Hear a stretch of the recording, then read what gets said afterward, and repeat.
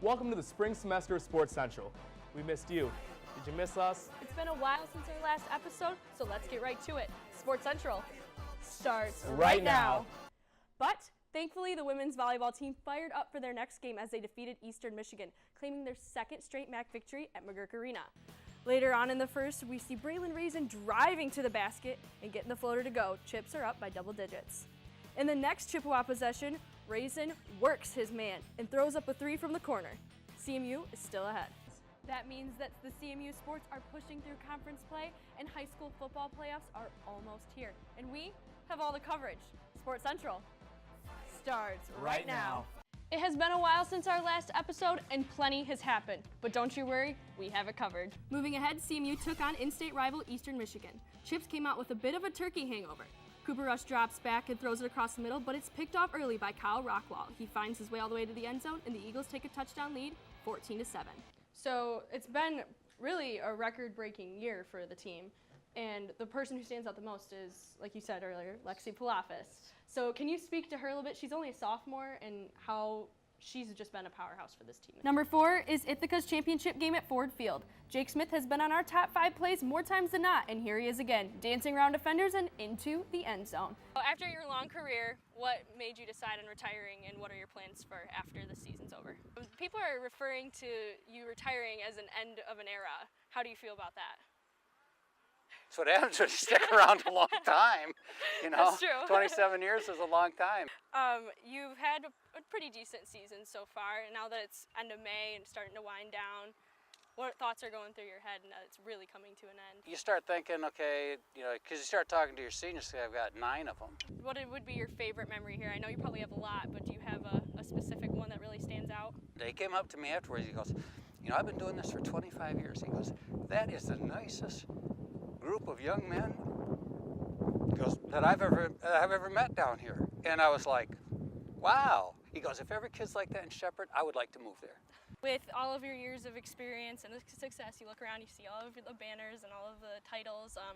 What is some advice that you have for future players and especially future coaches? We can't control the God-given abilities that people have. We're going to start with talking about how last year you had a lot of seniors, now they're all graduated. So who do you see stepping up and filling those senior roles? Well, that's what we're in the middle of trying to discover right now. You know, we lost 27 seniors last year. We have a lot smaller group of players this year. So you have a very successful career here so far. 9 out of the last 10 years you have playoff appearances.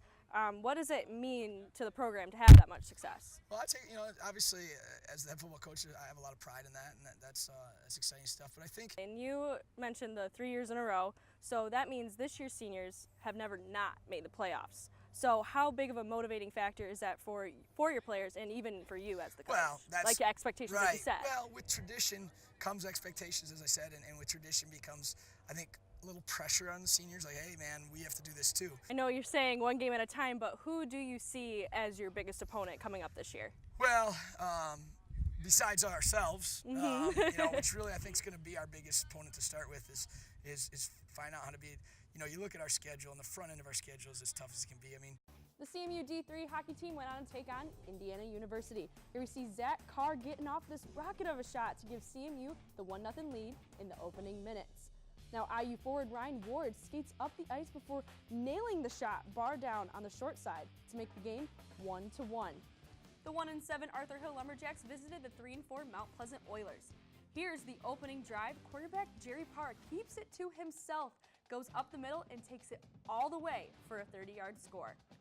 Ensuing the Oilers drive, Parra gives it off to the big man, Sean Fitzgerald. He's an offensive lineman who lined up at fullback, and he's in the end zone. Moving on to the second quarter, it's still all Oilers as they punch it in for the 1-yard score. The fans who turned out wouldn't be disappointed early as the Eskimos got off to a hot start. Already ahead 10-0, Logan Carroll takes the handoff up the middle and finds daylight after shedding off a few Panther defenders, taking this all the way for a 60-yard score to extend their lead 17-0. The Eskimos wouldn't slow down as they continued to stretch their lead to 24-0, threading the needle on this 15-yard touchdown pass. Brendan Kershaw coming in hot, misses, gets his own rebound, and gets the basket. Claire passing around the key, and Travis Vita from long, and he hits the three. Harrison going up for the shot, and Tanner Punch stuffs him.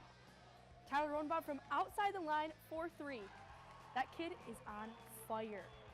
Claire's three-point game was on point. Pass out to Brandon Zinzer, and he hits one from outside the lines. Keegan Saxton here with the final effort from Harrison, but it wouldn't be enough, and Claire would go on to win 68-55.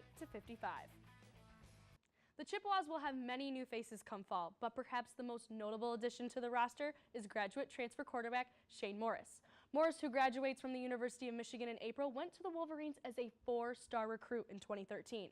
In his freshman season, he started the Buffalo Wild Wings Bowl, and as a sophomore, he started one game, but he didn't have the chance to rise to his potential with the Wolverines. With Cooper Rush preparing for the NFL draft, Morris will have the chance to compete with Tony Poljan and Tommy Lazzaro for the vacant starting spot. The CMU volleyball team underwent a lot of changes before the season started with new head coach Mike Golick, and these changes can take some getting used to. They started off September with 2 tough losses to Florida and Michigan State, but they came back with a 4-game win streak, with the most notable win being against Valpo. Jordan Beater racked up 47 points overall during their win streak. They kicked off conference play on the road against Ball State and Toledo, which resulted in losses and puts them at 6-8 overall. Their home opener is September 30th against NIU. CMU took on rival Western Michigan in Kalamazoo. They lost 3-0 in straight sets. Kathia Sanchez led the CMU offense with 10 kills, and Megan Kern finished with 9 digs. It was their 12th straight set loss of the year. The Chippewas split the season series with the Broncos. Central then traveled to DeKalb, Illinois to take on the MAC West leading NIU Huskies.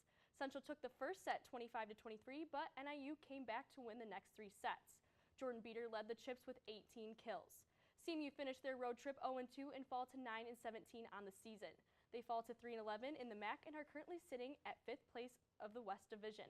The Chippewas will be back in action in the MAC tournament on November 17th. With basketball wrapping up and looking forward, many CMU football players are also looking forward to their next steps. Nearly every NFL team, along with 2 Canadian Football League teams, were represented at CMU's Football Pro Day. 12 CMU players, including Kayvon Frazier, Nick Beamish, and Blake Serpa, were in attendance to show their skills to NFL scouts. CMU took home the win against Ball State on homecoming Saturday the 8th. Coach Bonamigo said the win against the Cardinals was not pretty, but a win is a win. Cooper Rush was sacked 5 times over the course of the game. But despite that, Rush finished with 21 of 32 pass attempts for 269 yards and a touchdown to Corey Willis in the first half. Welcome back to Sports Central. CMU Gymnastics finished 4th at the MAC Championships on March 19th. The good scores on floor and bars couldn't make up for the struggles on vault and beam. Their 4th place finish was their worst finish at the MAC Championships in 28 years. The Chippewas could take away some positives, however. Megan Lamphere and Brittany Kaplan tied for first with Eastern Michigan's Kendall Valentin on bars. Taylor Bolander finished 3rd in the all-around and tied for 2nd on the beam.